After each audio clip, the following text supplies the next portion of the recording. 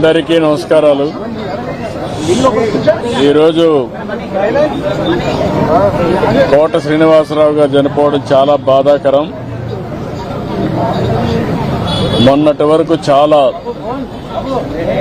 ఉత్సాహంగా చలనచిత్ర పరిశ్రమకు ఎనలేని సేవలు అందించిన వ్యక్తి. 40 సంవత్సరాలు నటనంటే ఏ విధంగా ఉండాలనో నటించి చూపించిన వ్యక్తి కోట శ్రీనివాసరావు గారు.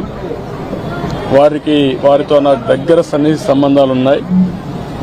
సమైక్య ఆంధ్రప్రదేశ్లో ముఖ్యమంత్రిగా ఉన్నప్పుడు కానీ, తర్వాత ముఖ్యమంత్రిగా ఉన్నప్పుడు కానీ, అదే సమయంలో ఆయన ఎమ్మెల్యేగా 1999లో నేను ముఖ్యమంత్రిగా ఉన్నప్పుడు బీజేపీ అలయన్స్తో ఆయన ఎమ్మెల్యే చేశాం.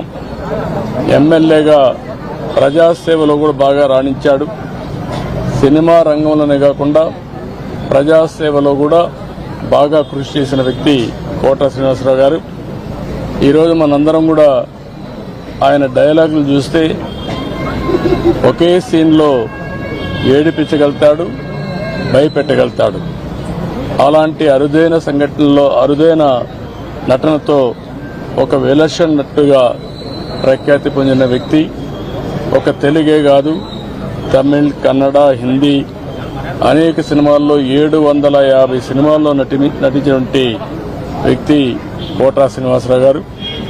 ఆయనకు పద్మశ్రీ అవార్డు రావడం, ఇవన్నీ కూడా 7 నంది అవార్డు కూడా వచ్చాయి. ఈ విధంగా అనేక అవార్డులు కూడా వచ్చాయంటే ఆయన చేసిన కృషి, ఆయన యొక్క ప్రతిభే కారణం.